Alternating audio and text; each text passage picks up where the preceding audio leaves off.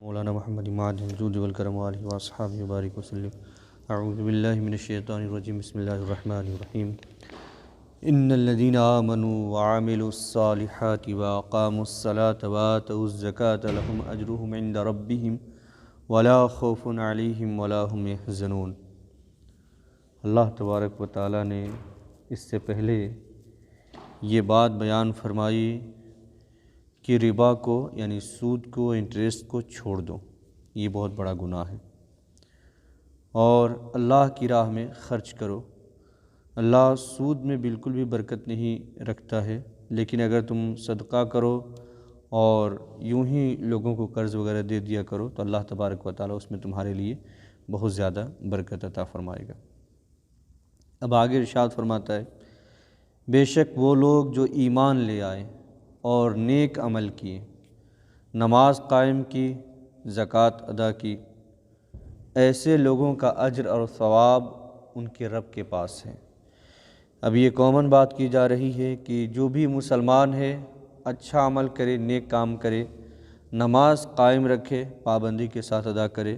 اور جس طرح نماز ادا کرنی چاہیے تمام سنتوں کے ساتھ، مستحبات کے ساتھ ادا کرے، اور زکوٰۃ دے، تو ایسے لوگوں کا اجر ان کے رب کے پاس ہے۔ اللہ تبارک و تعالیٰ قیامت کے دن ان سب کاموں کا اجر اس بندے کو عطا فرمائے گا۔ پھر ولا خوف علیہم ولا هم یحزنون، نہ انہیں کچھ خوف ہوگا اور نہ ہی وہ غمگین ہوں گے، ہر طرح سے وہ بڑے خوش و خرم ہوں گے۔ جس دن سب لوگ پریشانی میں ہوں گے اس دن بھی انہیں کوئی کسی قسم کی پریشانی نہ ہوگی۔ آگے ارشاد فرمایا، یا ایھا الذین آمنوا اتقوا اللہ وذروا ما بقی من الربا ان کنتم مؤمنین، اے ایمان والو اللہ سے ڈرو، اور اگر تم ایمان والے ہو تو جو سود تمہارا باقی رہ گیا ہے وہ چھوڑ دو، اب نہ لو۔ یہ آیت کریمہ نازل ہوئی اس زمانے میں تو صحابہ کرام کی بھاری بھرکم رقم جو ہے، اس زمانے میں چونکہ یہ چیز حرام نہیں تھی تو لوگ سودی کاروبار، سودی لین دین کرتے تھے، تو بھاری بھرکم رقم جو ہے ان کی باقی تھی سود کے طور پر۔ تو جب اللہ تبارک و تعالیٰ نے یہ بات بیان فرمائی کہ ایمان والو اللہ سے ڈرو، اور واقعی اگر تم ایمان رکھتے ہو اللہ پر تو جو سود باقی رہ گیا اسے چھوڑ دو، تو تمام صحابہ نے اپنی تمام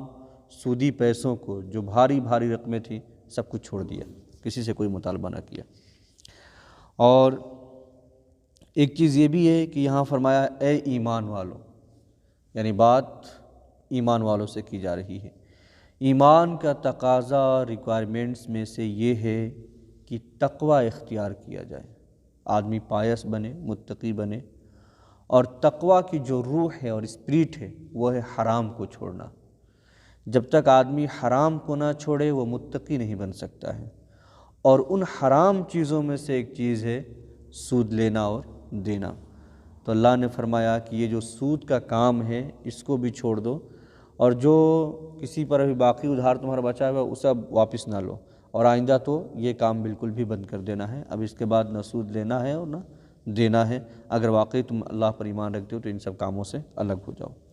تو تمام لوگ جو ان کاموں میں تھے، اہل ایمان، مسلمان، تمام لوگوں نے اپنے ہاتھ پیچھے کھینچ لیے اور یہ سودی کام ہمیشہ کے لیے چھوڑ دیا۔ آگے ارشاد فرمایا، فَإِن لَّمْ تَفْعَلُوا فَأْذَنُوا بِحَرْبٍ مِّنَ اللَّهِ وَرَسُولِهِ،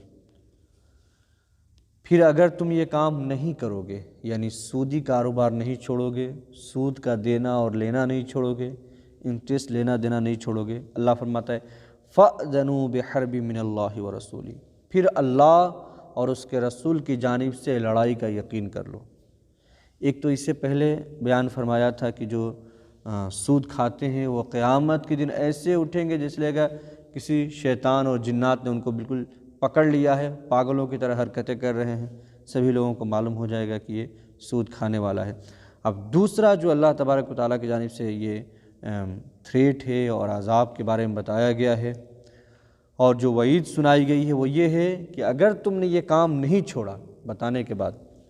سود کی حرمت نازل ہونے کے بعد، اللہ فرماتا ہے پھر اللہ اور اس کے رسول کی جانب سے جنگ کا اور لڑائی کا یقین کر لو کہ اللہ و رسول کے ساتھ تم جنگ کر رہے ہو، ان کے ساتھ لڑائی کر رہے ہو۔ تو آگے فرمایا وَإِن تُبْتُمْ اور اگر تم توبہ کر لو، پیچھے تم نے کر بھی لیا ہے کچھ تو اس سے توبہ کر لو، فَلَكُمْ رُؤُوسُ أَمْوَالِكُمْ تو تمہارے لیے تمہارا اپنا اصل مال لینا جائز ہے، جتنا تم نے قرض دیا ہے اتنا مال تم واپس لے لو،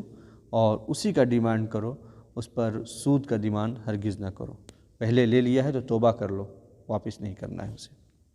لا تظلمون ولا تظلمون نہ تم کسی کو نقصان پہنچاؤ نہ تمہیں کوئی نقصان ہو، تم بھی اپنے اصل مال پر جتنا تم نے قرض دیا جو تمہاری کیپٹل منی ہے اس پر ایکسٹرا بڑھا کر کے سود کے طور پر نہ لو، کسی کو نقصان پہنچاؤ، اور نہ جو تم نے پہلے لے لیا ہے اس سے اب جو ہے یہاں مائنس کیا جا رہا ہے تمہارے اصل مال میں، جو لے لیا سو لے لیا، وہ اب حلال ہے تمہارے لیے، لیکن یہاں تمہارے اصل مال میں اس سے مائنس نہیں کیا جا رہا کہ تم نے 10,000 اگر تم نے سود کے طور پر لے لیا ہے تو تمہارے 1,00,000 میں سے 10,000 مائنس کیے جائیں گے، نہیں تم پورا وصول کر لو۔ لیکن اب مسلمانوں کے لیے بالکل 1% بھی لینا جائز نہیں ہے، جو پہلے لے لیا واپس کرے، وہ پہلے کی بات ہو رہی ہے، اس زمانے میں جو پہلی بار یہ حکم نازل ہوا تھا۔ تو آپ دیکھیں اللہ تبارک و تعالیٰ نے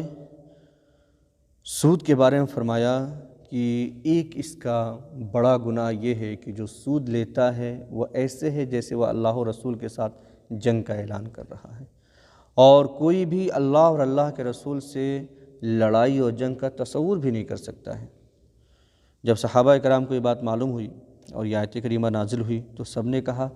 کہ اللہ و رسول سے جنگ کرنے کی کس کے اندر طاقت ہے، ہم اپنے سارے مطالبات چھوڑتے ہیں، جو کچھ بھی ہمارا سودی پیسہ ہے، کسی کے ذمہ ہے، کسی پر قرض ہے، ہم سب چھوڑتے ہیں۔ تو اللہ نے فرمایا ہاں سود چھوڑ دو، لیکن جو تمہارا اصل مال ہے، جتنا تم نے قرض دیا ہے اس کا تم ڈیمانڈ کر سکتے ہو، اس کا مطالبہ کر سکتے ہو اور وہ مال واپس لے سکتے ہو۔ دیکھیں بہت سے گناہ انسان کرتا ہے، لیکن اللہ تبارک و تعالیٰ نے کسی گناہ کے بارے میں یہ نہیں فرمایا کہ اگر تم نے یہ گناہ کیا تو میرے ساتھ جنگ، اگر تم نے یہ گناہ کیا تو اللہ اور اللہ کے رسول کے ساتھ لڑائی۔ یہ دو گناہ ہیں جس کے بارے میں اللہ تبارک و تعالیٰ نے فرمایا کہ جس نے یہ گناہ کمٹ کیا اللہ اور اللہ کے رسول کی اس کے ساتھ لڑائی ہے، جنگ ہے۔ ایک تو یہ سود لینا، اور دوسرا فرمایا بخاری شریف کے حدیث پاک ہے حضرت ابو ہریرہ رضی اللہ تعالیٰ عنہ سے، اللہ کے رسول صلی اللہ علیہ وسلم نے ارشاد فرمایا کہ اللہ تبارک و تعالیٰ فرماتا ہے من عاد لی ولیا فقد آذنتہ بالحرب، کہ جو میرے کسی ولی سے دشمنی کرے اس کے ساتھ میرا اعلان جنگ ہے۔ تو یہ دو گناہ ایسے ہیں، ایک سود لینا اور ایک اللہ کے کسی ولی کے ساتھ دشمنی رکھنا، ان سے دور بھاگنا، نفرت کرنا۔ اللہ تبارک و تعالیٰ فرماتا ہے ایسے دو لوگوں کے لیے میری طرف سے جنگ کا اعلان ہے۔ تو یہ دو بہت بڑے گناہ ہیں، تو ان سے ہمیشہ بچنا چاہیے۔ اور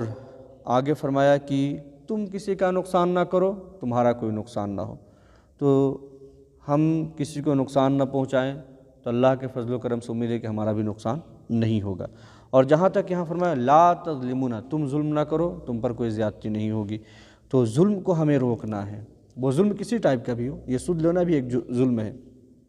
اس کے علاوہ بھی معاشرے میں کہیں بھی ظلم دیکھیں تو کوشش کرنی چاہیے کہ اس ظلم کو ختم کرے، وہاں روکیں، ظالم کو منع کریں، کیونکہ اگر ظلم کو نہ روکا جائے اور ظالم کو نہ منع کیا جائے تو ظالم اور جری ہوتا جاتا ہے اور بڑھ بڑھ کے غلطی کرتا ہے۔